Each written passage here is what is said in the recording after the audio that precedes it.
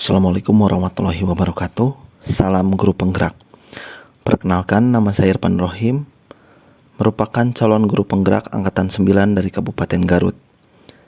Pada kesempatan kali ini, izinkan saya menyampaikan aksi nyata modul 1.4 tentang budaya positif. Aksi nyata ini dilatar belakangi oleh belum menyeluruhnya pemahaman warga sekolah, terutama guru, mengenai bagaimana penerapan konsep-konsep inti budaya positif di sekolah, seperti disiplin positif, motivasi perilaku manusia, posisi kontrol guru, pembuatan keyakinan kelas atau sekolah, dan penerapan segitiga restitusi.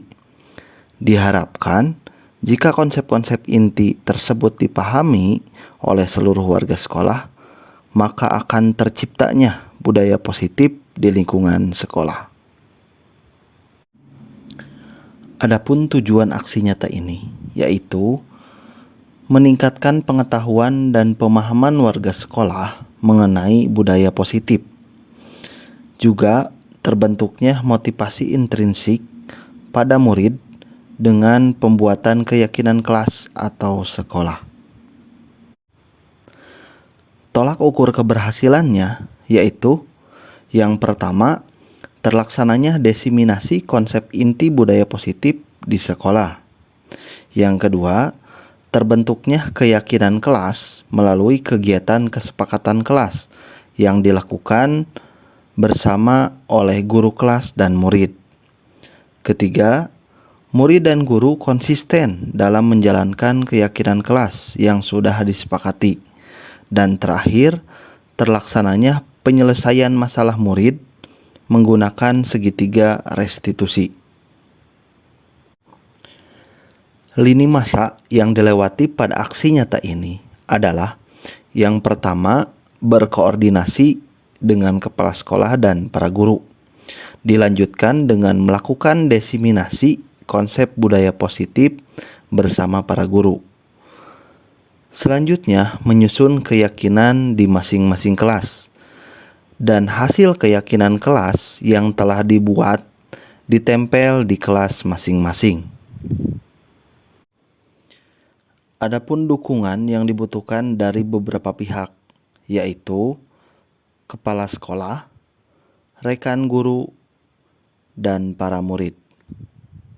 Dan berikut pelaksanaan diseminasi budaya positif di sekolah, juga penyusunan keyakinan kelas yang telah saya lakukan.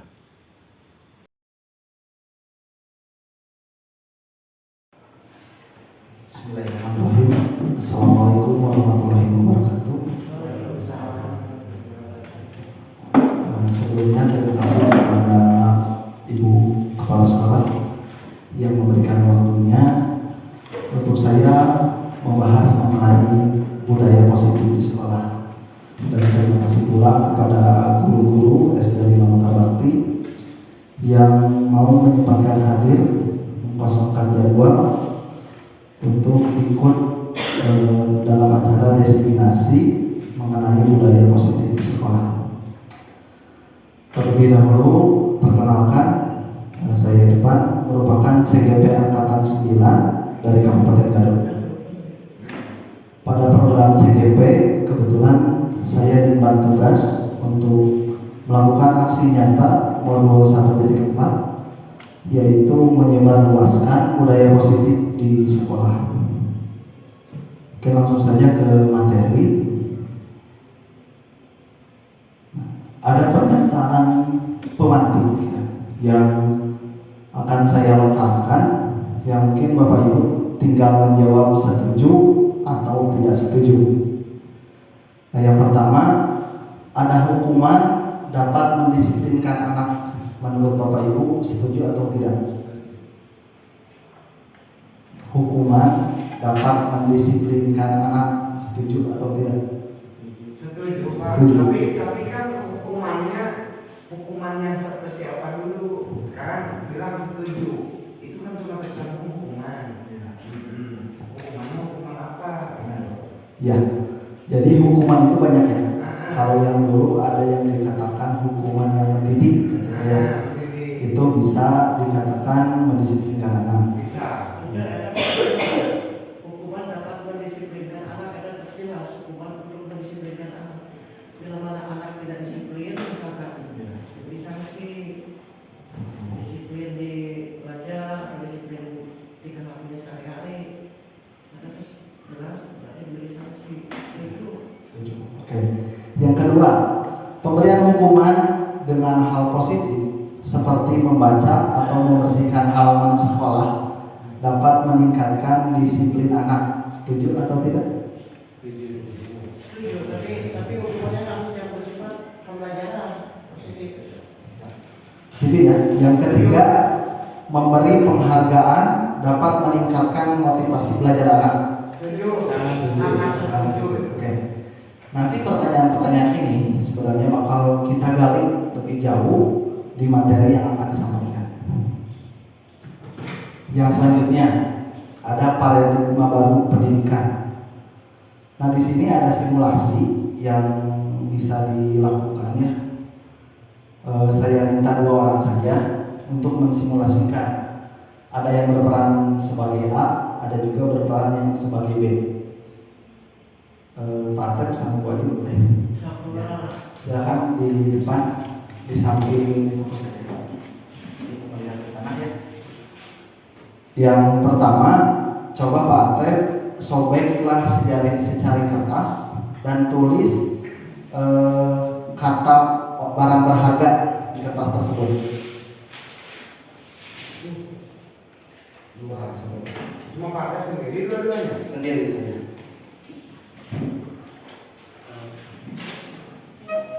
Tulis barang yang sangat berharga bagi Pak Atep. Terserah itu mau misalkan anak, rumah, kendaraan misalkan boleh.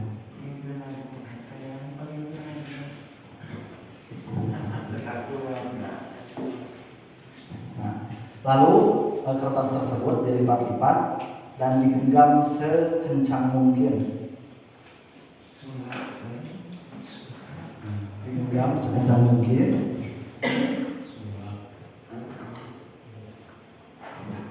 Dan Ibu Ayu berperan untuk melobi atau merayu Pak Atep agar mau memberikan harta yang paling berharga menurut Pak Atep. Terserah mau dirayu, mau dimarahin, mau misalkan Merebut yang ada di ya, genggaman maksudnya. merebut yang ada dari genggaman. Silakan. Pak Atep pertahankan sekuat tenaga. Coba Bu Ayu. Apakah boleh saya melihat itu yang ada di tangan Pak Atep?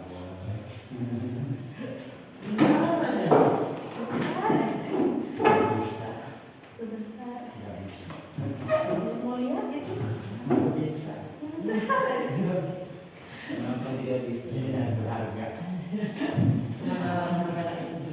Coba dengan kata yang lebih tegas, dengan marah misalkan. Pak Atep, boleh saya lihat itu? Nggak bisa, Kenapa tidak bisa? ini sangat berharga. Coba dengan mengancam. Alhamdulillah. Pak Atep, kalau Pak Atep tidak ngasih itu, saya akan beri hukuman. Nggak takut saya kalau Nggak disebarluaskan. Ya cukup, terima kasih ya. Nah, yang barusan itu kita ibaratkan dengan sikap kita atau harta yang berharga itu sikap kita atau sikap anak.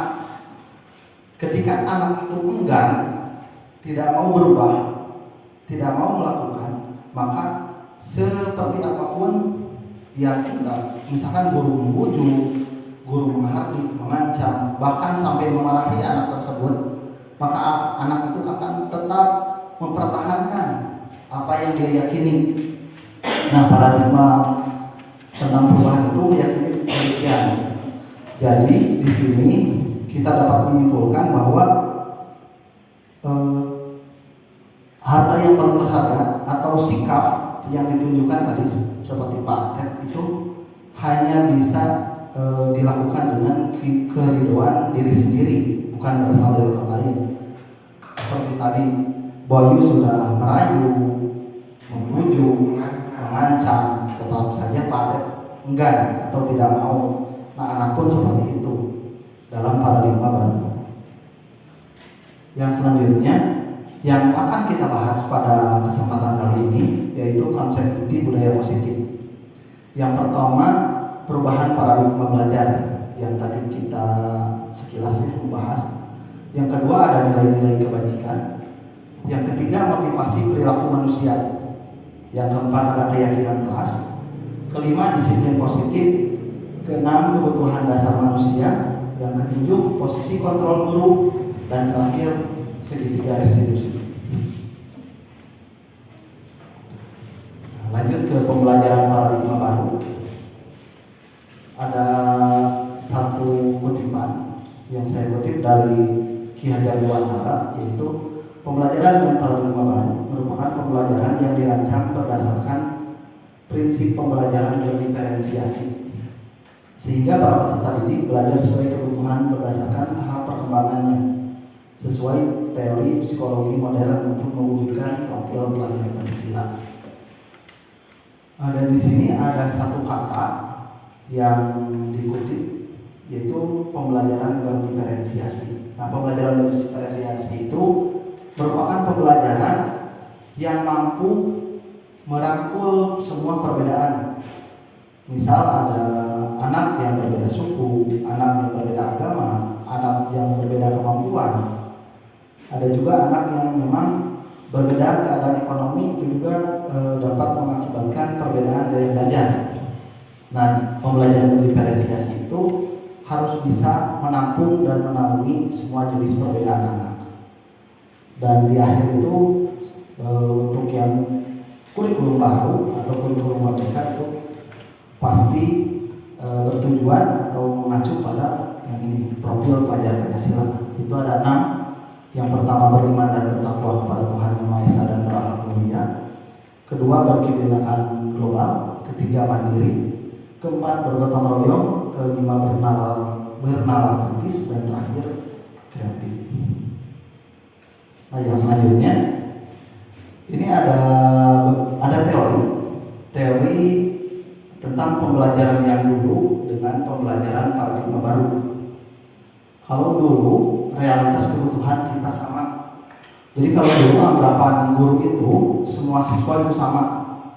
Mau yang kaya, mau yang miskin, mau yang agama A atau agama B, mau yang berasal dari keluarga manapun, kita menganggapnya semua sama. Sehingga pembelajaran itu akan sama rata, penilaian akan sama rata. Namun ketika melihat teori kontrol yang sekarang, kebutuhan itu berbeda. Kadang anak-anak itu lebih senang dengan kegiatan fisik. Kadang ada anak yang lebih senang untuk membaca, ada anak yang enggan untuk membaca, dan sebagainya. Lalu yang kedua, semua orang melihat yang sama. Masih sama seperti tadi, bahwa anggapan guru-guru terdahulu bahwa semua orang itu melihat hal yang sama, yaitu tertuju pada guru. Pembelajaran itu berpusat pada guru. Namun menurut teori kontrol, setiap orang memiliki gambaran berbeda. Jadi anak-anak itu memiliki gambaran berbeda. Misalkan ada anak yang senang dengan pembelajaran yang banyak gambarnya, misalkan. Ada juga anak yang senang belajar dengan permainan, seperti itu. Yang ketiga, kita mencoba mengubah orang agar berpandangan sama dengan kita. Nah, seperti tadi, karena berpusat pada guru, maka anak-anak itu diarahkan ke satu tujuan yang sama. Kalau sekarang kita berusaha memahami pandangan orang lain tentang dunia, pandangan anak tentang dunia. Yang selanjutnya, perilaku guru dilihat sebagai suatu kesalahan. Nah, kalau dulu kesiangan itu dicap langsung salah. Anak misalkan berantem dicap salah. Nah, kalau sekarang guru itu harus memiliki keyakinan bahwa semua perilaku itu memiliki tujuan. Bisa jadi misalkan anak kesiangan itu karena membantu orang tua dulu di rumah, misalkan. Atau misalkan ada anak yang berkelahi, bisa jadi misalkan berkelahinya itu karena dia merasa terhina atau merasa terbuli atau juga merasa tertindas. Yang selanjutnya, orang lain bisa mengontrol saya. Nah, kalau dulu guru itu mengontrol 100% kepada anak. Anak itu harus ngapain, tidak boleh apa, itu dikontrol 100% oleh guru. Kalau sekarang hanya Anda yang bisa mengontrol diri Anda. Nah, seperti tadi yang disimulasikan oleh Pak Tim sama Bu Ayu, bahwa kontrol diri itu berasal dari diri sendiri, bukan dari orang lain. Yang selanjutnya, saya bisa mengontrol orang lain. Nah, kalau dulu sistemnya kontrol dan dikontrol. Kalau sekarang tidak.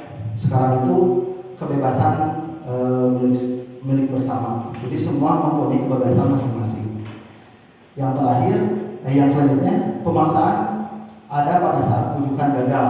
Nah, kalau dulu anak-anak itu dibujuk dulu, biasanya dikasih peringatan, dibujuk. Kalau misalkan tetap tidak mematuhi, maka langsung dikasih paksaan atau hukuman.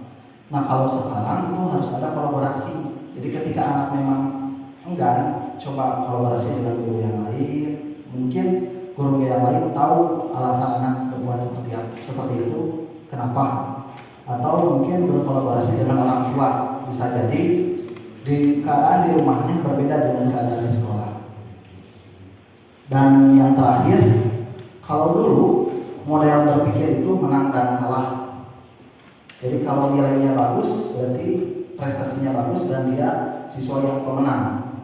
Kalau prestasinya jelek, nilainya jelek, siswa yang kalah. Nah, kalau sekarang berpikirnya itu menang dan menang. Jadi tidak ada siswa yang jelek, tidak ada siswa yang bodoh.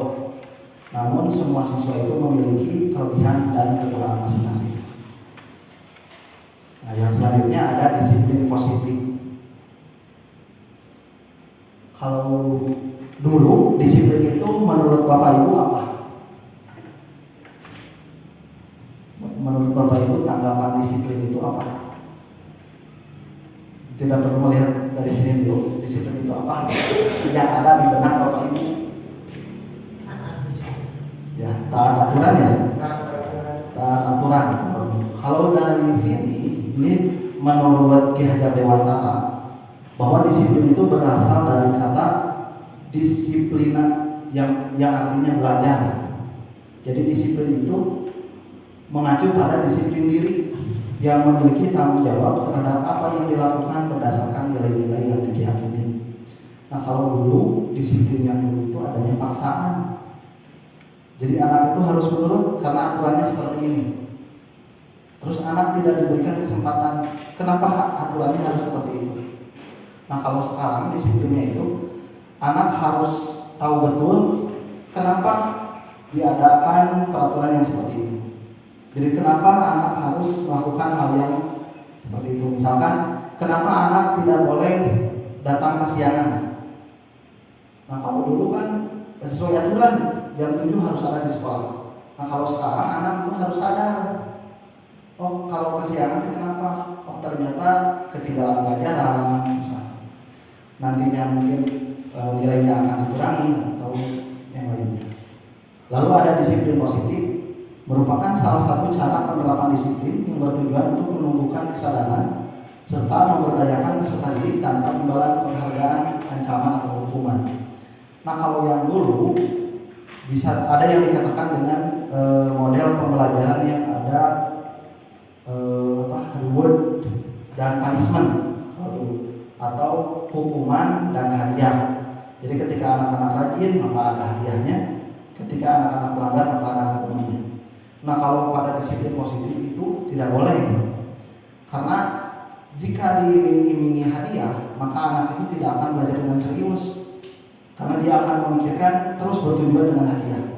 Ketika nantinya kita tidak memberikan hadiah maka anak akan lagi, Pak mana hadiahnya, Bu mana hadiahnya. Kalau misalkan kita menerapkan imbalan atau hadiah. Dan di lain sisi ketika kita menerapkan ancaman atau hukuman, maka anak-anak itu akan menurut kepada kita saja yang memberikan hukuman. Kadang-kadang seperti ini. Misalkan Pak Atek memberikan hukuman pada anak, kalau kamu tidak datang jam 7, maka kamu harus keliling lapangan. Ketika Pak Atek tidak sekolah, maka anak-anak akan melanggar. Karena tahu Pak Atek tidak ada. Maka hukuman dan ancaman itu juga tidak efektif. untuk mendisiplinkan siswa. Tapi cara dengan mendisiplinkan siswa itu harus menyadarkan bahwa siswa itu butuh siswa yang perlu kita, bukan kita yang perlu siswa. Sebagai pendidik, tujuan kita adalah menciptakan peserta didik yang memiliki disiplin diri. Nah, disiplin yang berasal dari diri sendiri, bukan dari pendidik, bukan dari guru. Sehingga mereka berperilaku mengacu kepada nilai-nilai kebajikan universal dan memiliki motivasi intrinsik dalam perubahan perilaku ke arah yang lebih baik. Nah, yang selanjutnya ada nilai-nilai kebajikan. Nilai yang disepakati bersama lepas dari suku bangsa, agama, bahasa maupun latar belakang. Jadi di sini nilai kebajikan itu yang disepakati oleh bersama, bukan hanya satu suku, bukan hanya satu agama, bukan hanya satu bangsa, tapi oleh seluruh dunia. Contoh dari nilai kebajikan yang pertama ada profil pelajar Pancasila yang seperti tadi. Kita yakin bahwa beriman dan bertakwa kepada Tuhan itu hal yang baik. Tidak ada yang protes tentang itu. Kita yakin berakhlak mulia itu hal yang baik. Tidak ada satu negara pun yang protes bahwa nilai mulia itu atau berakhlak mulia itu salah. Bergotong royong contohnya, atau mandiri, tidak ada satu pihak pun yang merasa bahwa itu salah. Nah, itu yang dikatakan dengan nilai kebajikan universal atau menyeluruh. Kadang-kadang kalau budaya itu misalkan, kalau di Sunda ketika ada ketemu orang harus menyapa meskipun tidak kenal, kadang-kadang senyum. Tapi kalau di orang Jepang, ketika ada orang yang tidak kenal lalu senyum, maka disangkanya itu adalah penjahat, bukan orang baik yang hendak mempunyai niat yang jahat kepada kita. Kalau misalkan tidak kenal langsung senyum. Tapi kalau di Sunda, di kita khususnya, ketika tidak kenal lalu senyum, bilangnya itu darete di Sunda atau ramah. Tapi kalau di Jepang itu sebaliknya, dikatakan itu orang yang jahat. Ya. Maka itu tidak bisa dikatakan nilai kebajikan yang universal. Tapi kalau yang ini dikatakan ini nilai yang universal. Nah, yang selanjutnya mengenai kebutuhan dasar manusia. Jadi manusia itu memiliki kebutuhan dasar, yaitu segala sesuatu yang kita lakukan untuk mendapat apa yang kita inginkan. Seluruh tindakan yang kita lakukan memiliki tujuan tertentu, dan semua usaha terbaik yang kita lakukan adalah dalam rangka agar kebutuhan dasar kita terpenuhi. Seperti kebutuhan dasar kita makan, pakaian, tempat tinggal, kasih sayang, kebebasan, itu kebutuhan dasar manusia. Nanti kita bahas. Nah, di sini kita bahas. Yang pertama, bertahan hidup. Manusia perlu bertahan hidup, yaitu makan, pakaian, tempat tinggal, keamanan, dan kesehatan. Semua manusia pasti memperjuangkan kebutuhan ini. Kadang manusia satu dengan manusia lain itu saling berebut untuk mendapatkan kebutuhan ini. Maka ini disebut kebutuhan dasar, karena setiap orang pasti perlu dan pasti butuh. Yang kedua, kasih sayang dan rasa diterima, yaitu rasa diterima, dipedulikan, berbagi, bekerja sama, dan menjadi bagian dari kelompok. Yang selanjutnya, penguasaan atau kontrol, yaitu harga diri, keinginan untuk dianggap, memimpin, berprestasi, diakui, dan didengar. Setiap orang pasti punya ini. Kadang-kadang kalau anak itu sangat terlihat dengan ini. Ketika anak dia tahu sesuatu, maka anak itu berusaha untuk memperlihatkan kepada kita. Kadang-kadang, Papa, abi biasa. Nah, ini untuk adanya penguasaan atau pengakuan. Yang selanjutnya ada kebebasan, mandiri, memiliki pilihan, mencoba hal yang baru, mampu mengendalikan arah dirinya. Nah, untuk kebebasan, anak pun memiliki meskipun masih kecil. Kadang-kadang anak tidak mau diatur, enggan untuk disuruh-suruh. Jadi dia mempunyai kehendak sendiri atas dirinya. Nah, itu memang kebutuhan dasar manusia. Yang selanjutnya ada kesenangan. Nah, di sini juga ada kebutuhan manusia. Bermain, humor, antusiasme, dan tawa. Kadang-kadang ketika anak tidak boleh main, contoh tidak boleh main seharian, dalam pembelajaran pun tidak akan semangat karena tidak diperbolehkan untuk bermain. Nah, di situ kita dapat menyimpulkan bahwa kesenangan juga merupakan 5 kebutuhan dasar manusia. Nah, yang selanjutnya ada hukuman, konsekuensi, dan restitusi. Nah, kalau dulu sebelum saya masuk ke CGP, saya sering keliru. Kadang saya disatukan antara hukuman dengan konsekuensi. Ternyata hukuman dan konsekuensi itu berbeda. Jika hukuman itu sifatnya tidak terencana atau tiba-tiba, seperti halnya ada siswa yang berantem, kita dadakan masuk bertindak, itu hukuman. Ya. Kalau konsekuensi itu terencana, jadi ada aturan yang tertera. Misalkan ketika anak berkelahi, maka hukumannya adalah apa? Jadi ada aturan yang terencana, disepakati oleh semua. Hukuman tersebut itu dinamakan konsekuensi. Jadi perbedaan antara konsekuensi dengan hukuman seperti itu. Ya. Jadi ketika konsekuensi itu ada buktinya, ada aturannya. Lalu bersifat satu arah kalau hukuman. Bersifat satu arah di sini bahwa guru yang mempunyai kontrol penuh. Kalau konsekuensi itu murid juga terlibat di sini, yaitu terlibat dalam kesepakatan bahwa murid juga sepakat tentang aturan tersebut.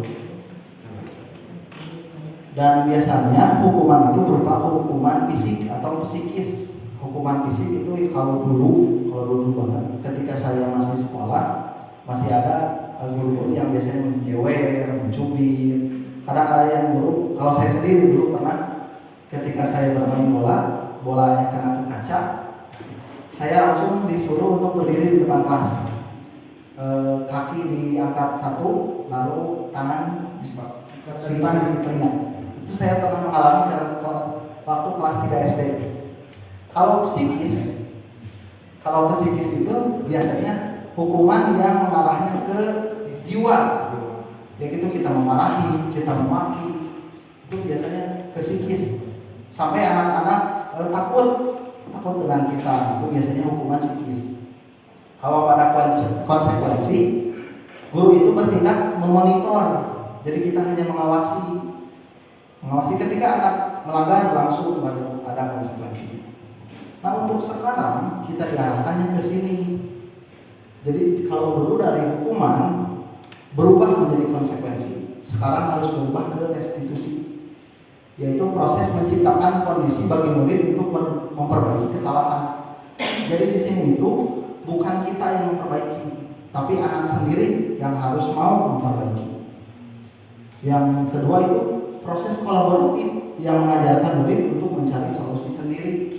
Jadi ketika anak melakukan kesalahan, bukan kita yang memberikan solusi, tapi anak yang mengajukan. Misal ketika kaca pecah oleh anak, bukan kita sok gantian, bukan gitu, tapi anak yang tahu, bias pak kami bikin tosan. Nah, harus sampai seperti itu pembelajaran sekarang. Jadi jangan guru yang memberikan solusi, tapi anak yang memberikan solusi, agar anak sadar bahwa itu salah dan dia mau bertanggung jawab. Seperti itu. Jadi ada hasilnya. Ya, ada hasil yang kita dapat. Yang selanjutnya ada motivasi perilaku manusia. Nah, di sini nyambung kepada yang tadi, bahwa hukuman dan konsekuensi itu akan menghasilkannya di sini, yaitu motivasi ekstrinsik atau motivasi yang berasal dari luar. Contohnya menghindari ketidaknyamanan atau hukuman. Ketika anak-anak terbiasa dengan hukuman, dengan ancaman, maka anak-anak akan senantiasa menghindari seperti tadi. Misalkan di sini Bu Ayu yang menegakkan, ketika Bu Ayu tidak ada, maka mereka bebas. Ketika Bu Ayu ada, mereka akan berusaha untuk menghindari kesalahan. Nah, itu karena motivasinya ada dari luar, bukan dari diri. Yang kedua ada untuk mendapatkan imbalan atau penghargaan. Nah, ini seperti tadi, ketika ada hadiah, maka anak-anak akan mengacunya ke sini. Ketika tidak ada hadiah, maka anak-anak tidak akan semangat untuk belajar. Kalau misalkan motivasinya ekstrinsik yang berasal dari luar, maka yang harus dilakukan oleh guru itu menumbuhkan motivasi intrinsik atau motivasi yang berasal dari diri anak sendiri, yaitu untuk menjadi orang yang mereka inginkan dan mampu menghargai diri sendiri dengan nilai-nilai yang mereka percaya. Jadi mereka harus tahu dulu apa yang harus dilakukan, apa yang tidak boleh dilakukan. Ketika melakukan itu, apa akibatnya? Dan mereka harus bertanggung jawab dengan itu. Nah, yang selanjutnya kita percepat saja karena ini memang lumayan banyak. Kalau di CKP itu dibahasnya itu 3 minggu. Ini 3 minggu. Sekarang kita bahas hanya 1 jam. Jadi memang bukan padat lagi, sangat-sangat padat. Dan nanti jikalau misalkan perlu materi atau perlu diskusi tentang ini, insya Allah siap ya. Yang selanjutnya 5 posisi kontrol guru. Nah, guru itu ada 5 posisi. Yang pertama itu sebagai penghukum. Contohnya seperti yang tadi yang terus disinggung, bahwa ketika anak melakukan kesalahan, guru itu langsung menghukum. Itu posisi sebagai penghukum. Lalu ada juga posisi pembuat merasa bersalah. Nah, kalau pembuat merasa bersalah biasanya anak itu dikasih pengertian bahwa anak itu salah. Kalau yang selanjutnya ada teman, posisi teman. Ketika menjadi posisi teman, anak itu biasanya lebih terbuka, lebih mau mengemukakan pendapat dia. Kalau sebagai pemantau, biasanya guru-guru itu tidak ada kontak fisik dengan anak, hanya memantau, melihat ketika ada kesalahan baru ditindak. Dan yang terakhir sebagai manajer.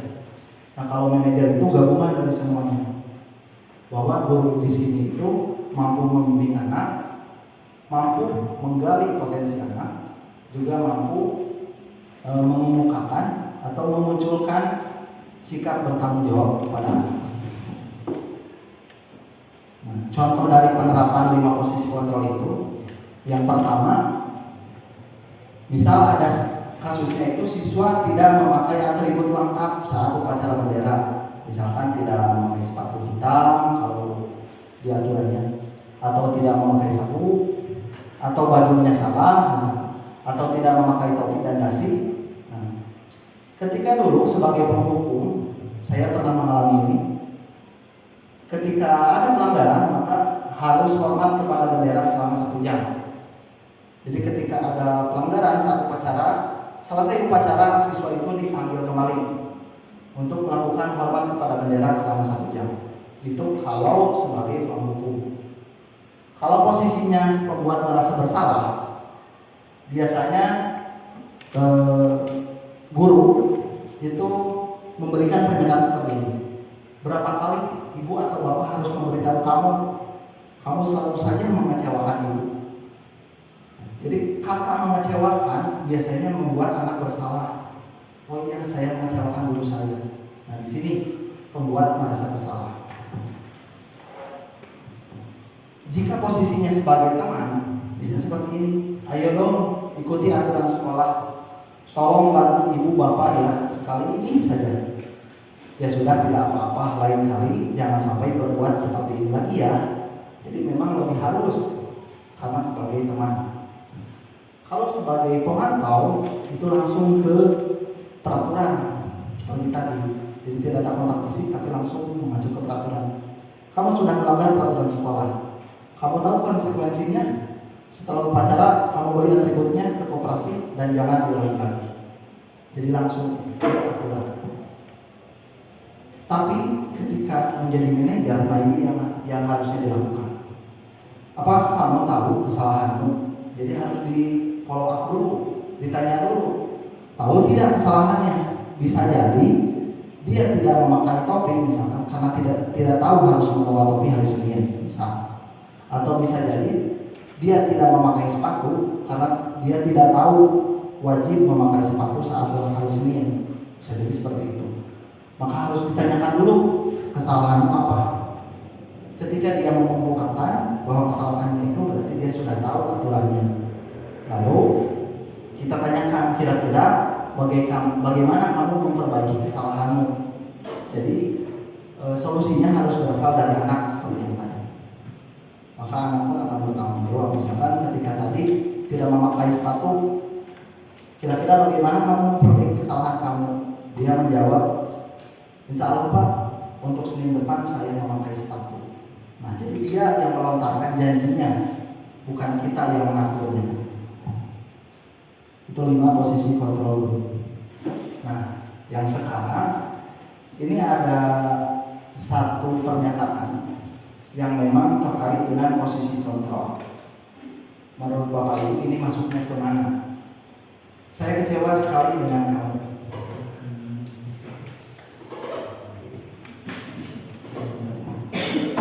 Apakah sebagai penghukum? Apakah sebagai pembuat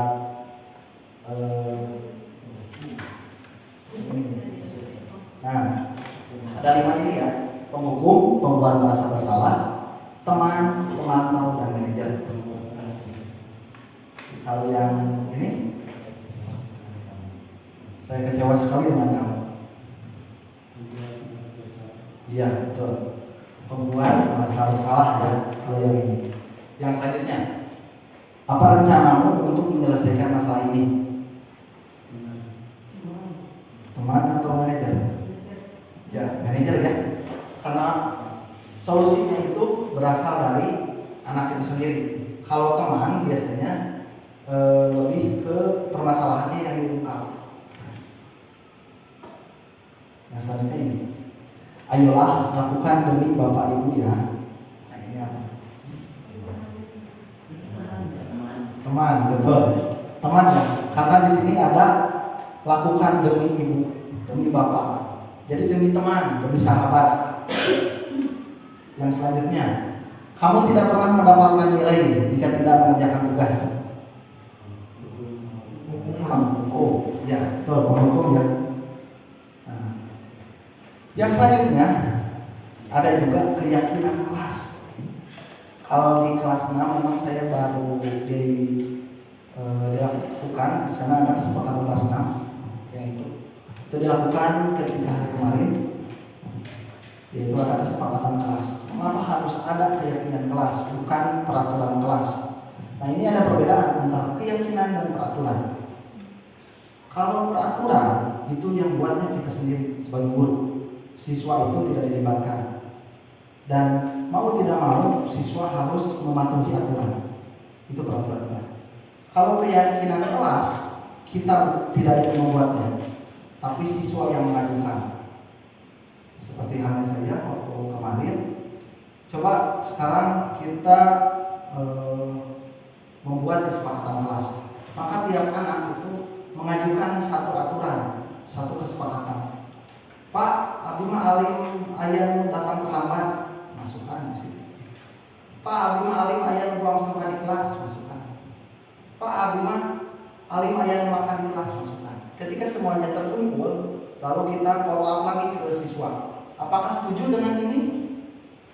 Ketika ada anak tersetuju, Pak, kenapa? Cari solusinya. Jadi ketika semuanya setuju, maka anak pun akan tahu, mempunyai tanggung jawab untuk dirinya, untuk tidak melakukan itu. Itu dari keyakinan kelas, bukan peraturan. Jadi kalau sekarang itu jangan peraturan, tapi keyakinan kelas. Agar setiap anak itu mempunyai tanggung jawab untuk dirinya. Nah, untuk keyakinan kelas itu seperti ini. Kalau contoh dari sana. Kesepakatan ya. Aneh, keyakinan. Kalau kesepakatan, sepakat. Kalau diyakini, jadi lebih tinggi dari kesepakatan. Sifat dari keyakinan kelas itu yang pertama bersifat abstrak, berupa pernyataan universal tadi yang diakui atau disepakati oleh semuanya, diyakini oleh semuanya. Itu pernyataan universal. Dibuat dalam pernyataan positif. Nah, pernyataan positif itu di sini jangan negatif, misalkan tidak buang sampah sembarangan. Nah, diganti dengan membuang sampah pada tempatnya. Jadi lebih positif. Kalau tidak, biasanya negatif itu lebih ke ancaman. Jadi bukan ke pernyataan positif. Lalu sedikit saja agar mudah diingat, jadi jangan terlalu banyak. Saya pun membuat hanya 6. Karena kalau misalkan terlalu banyak, kadang anak-anak itu lupa dengan kesepakatan yang dia buat sendiri. Yang selanjutnya sesuai dengan kondisi kelas dan sekolah sehingga mudah diterapkan. Nah, memang ini harus disesuaikan. Kadang-kadang kesepakatan kelas di Bumbulang 4 di kota Bumbulang dengan di sini akan berbeda. Misalkan kalau di kota itu di Bumbulang 4 kesepakatannya harus memakai sepatu hitam.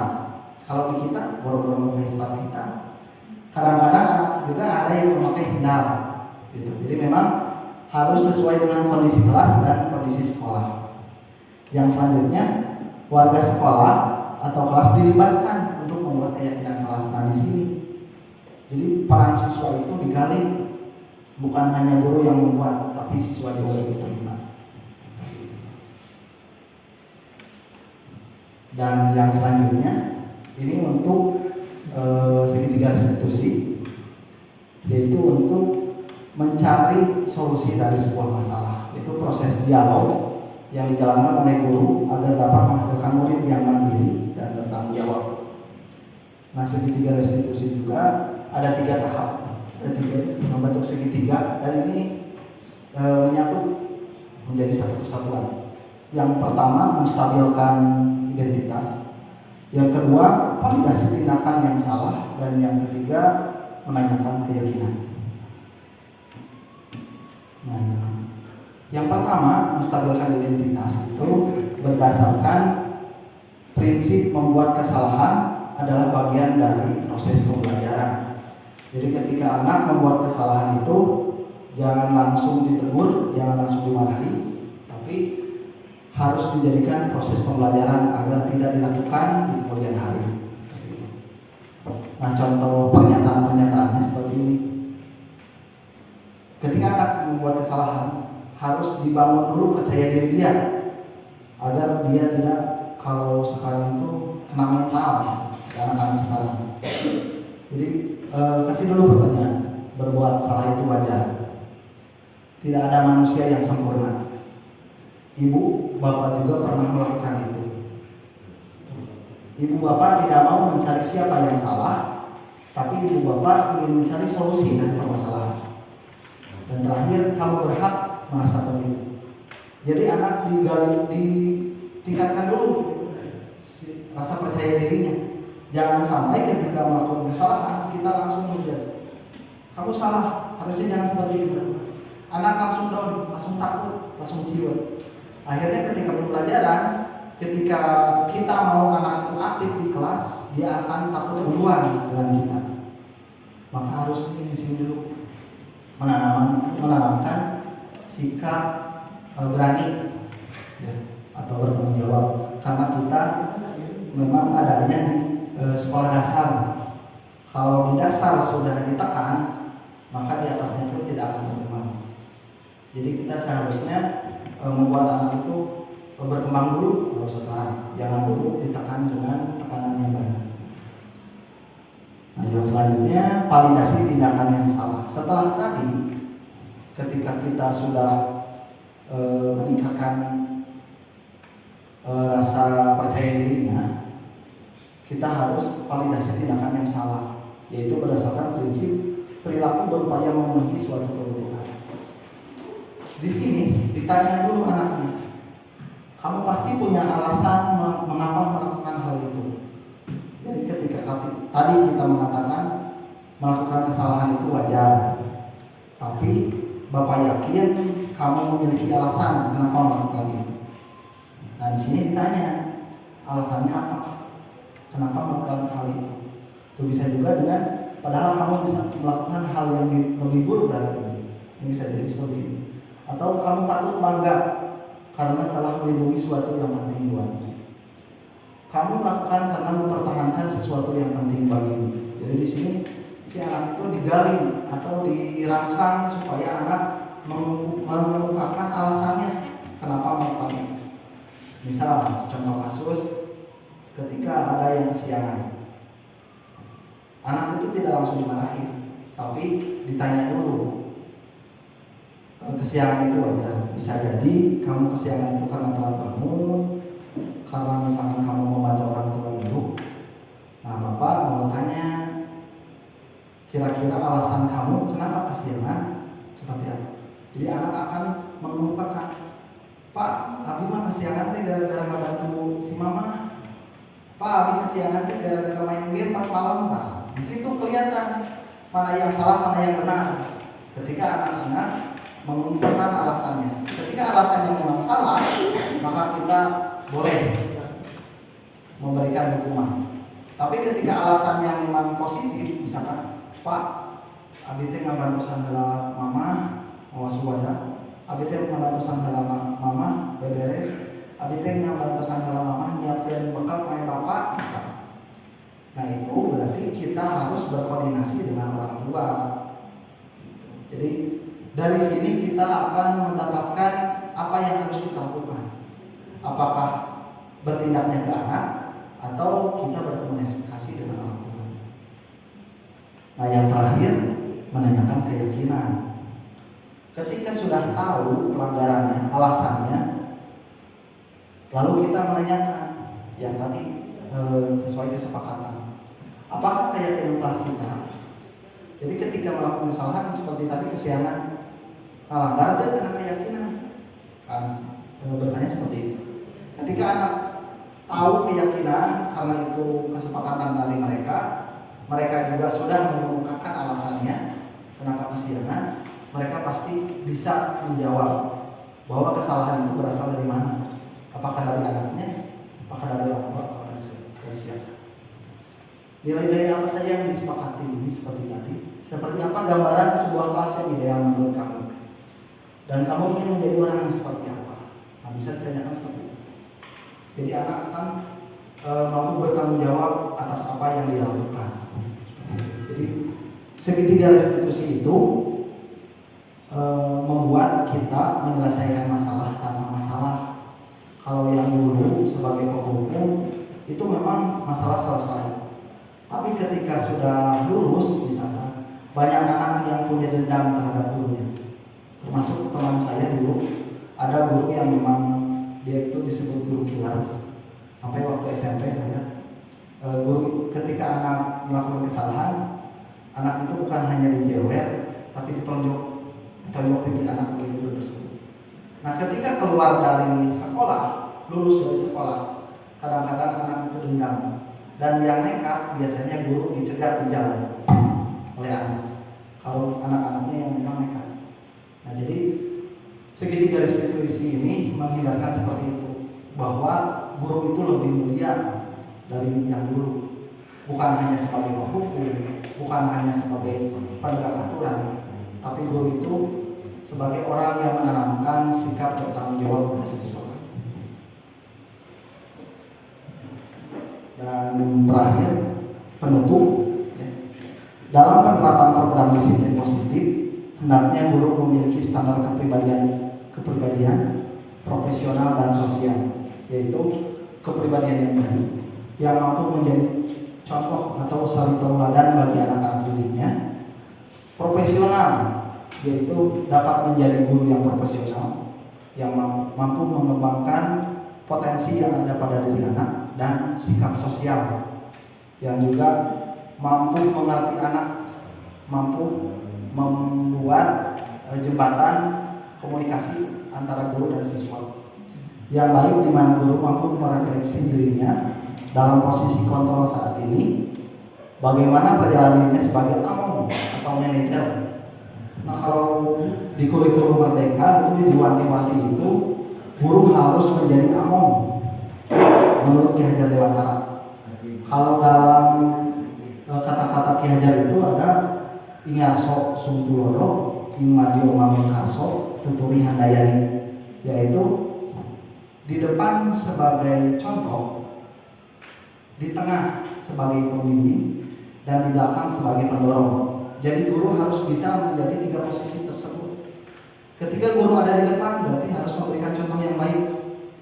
Ketika guru ada di tengah-tengah mereka, maka guru harus menggugah semangat mereka.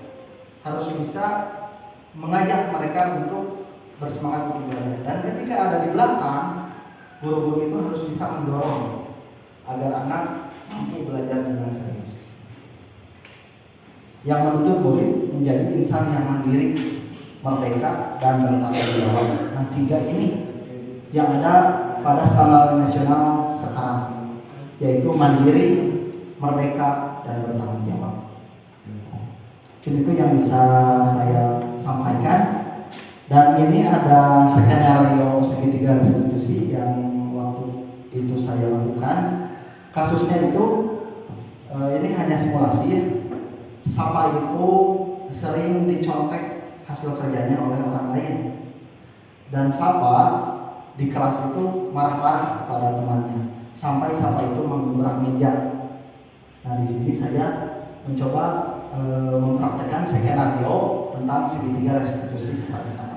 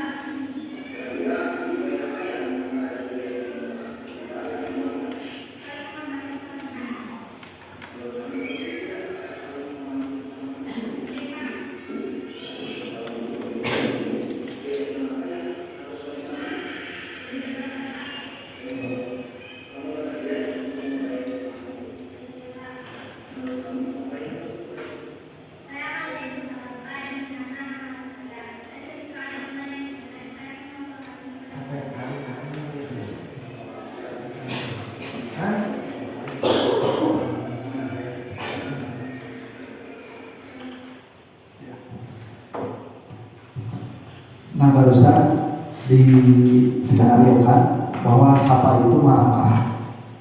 Lalu saya bertanya kepada Sapa, kenapa kamu marah? Dan Sapa mengungkapkan bahwa teman-temannya selalu mencontek, padahal contek itu adalah hasil jeripayah dia.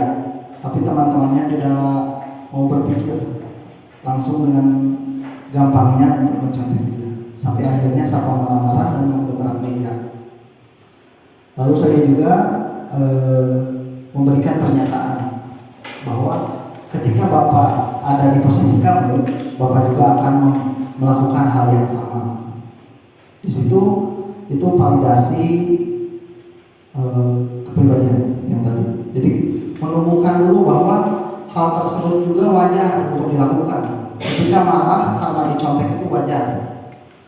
Tapi di situ ditanyakan kembali, apakah di situ kamu melanggar kesepakatan kelas?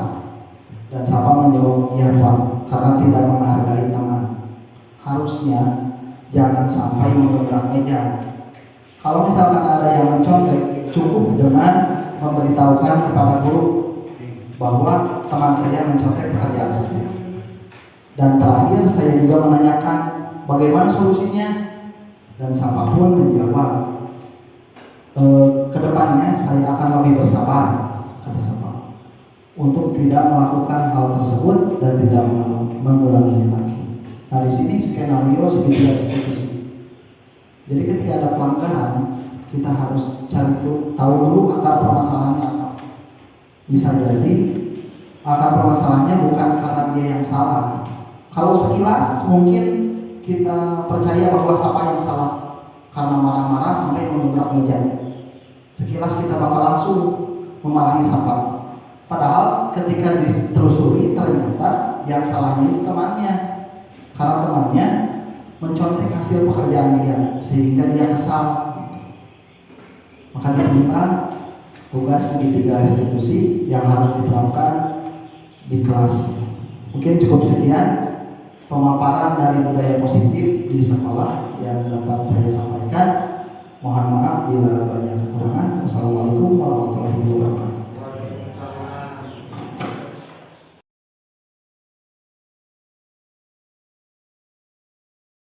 Oke, assalamualaikum warahmatullahi wabarakatuh.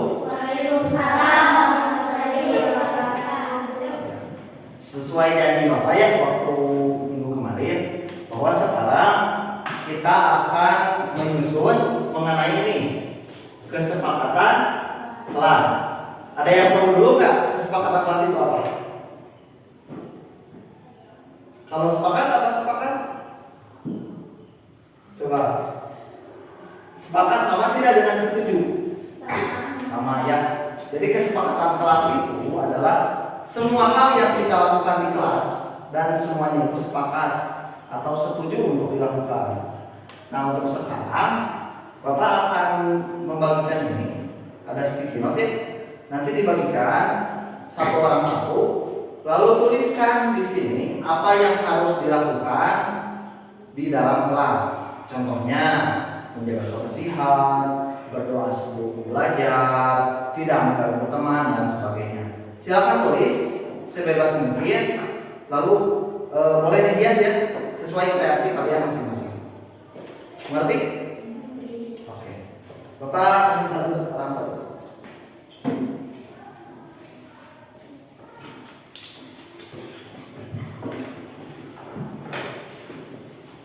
Coba angkat sticky note-nya yang barusan. Sudah dipegang, angkat ke atas. Ya, sudah ya. Satu orang satu. Nanti di sini tulis apa yang kalian mau dilakukan saat di dalam kelas. Bapak kasih waktu 10 menit untuk menulis dan menghias sticky note tersebut. Silakan.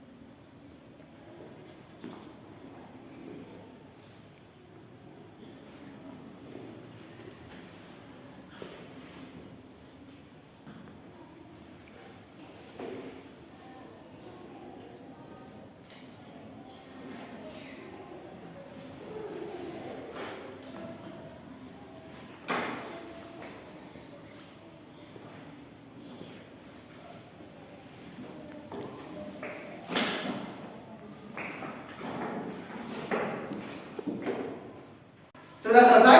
Sudah. Kalau sudah selesai, satu orang maju ke depan untuk menempelkan kesepakatan kelas di sini ya. Silakan mulai dari Sandi. Maju.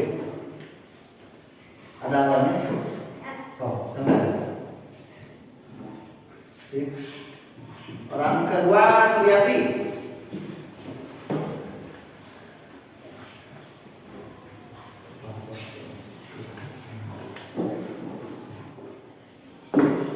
Yang ketiga Cindy.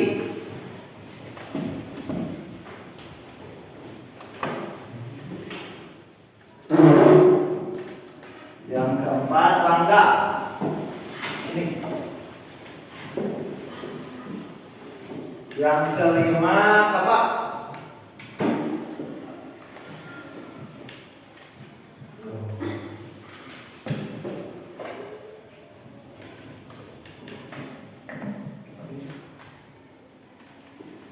Dan yang terakhir Tasa.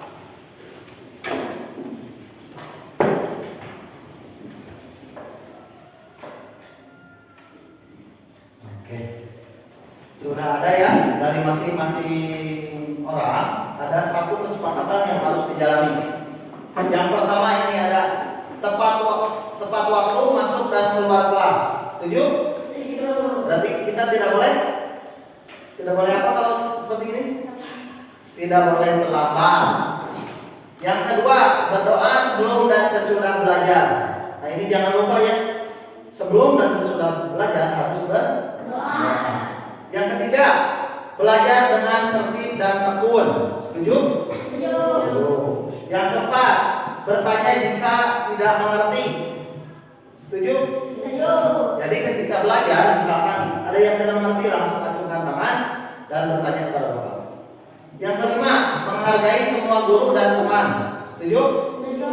Jadi di sini jangan ada yang saling menghina, jangan saling berkelahi dan sebagainya ya. Dan yang terakhir, menjaga kebersihan. Setuju? Setuju. Jangan lupa ketika ada kesempatan ini, kalian harus melaksanakan piket kelas dengan sebaik mungkin. Oke, dari keenam ini ada yang mau diganti atau dirubah? Tidak. Oke, semuanya setuju? Setuju. Maka kita sepakati ya. Mulai dari sekarang, kesepakatan kelas kita ini ada 6. Yang pertama, tepat waktu masuk dan keluar kelas. Yang kedua, berdoa sebelum dan sesudah belajar. Ketiga, belajar dengan tertib dan tekun. Keempat, bertanya jika tidak mengerti. Yang kelima, menghargai semua guru dan teman. Dan terakhir, menjaga kebersihan.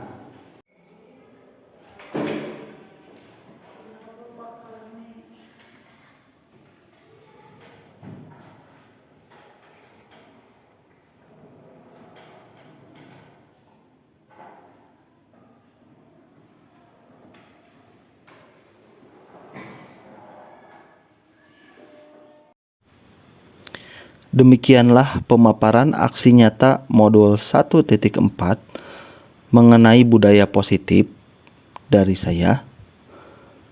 Salam guru penggerak, tergerak, bergerak, dan menggerakkan. Wassalamualaikum warahmatullahi wabarakatuh.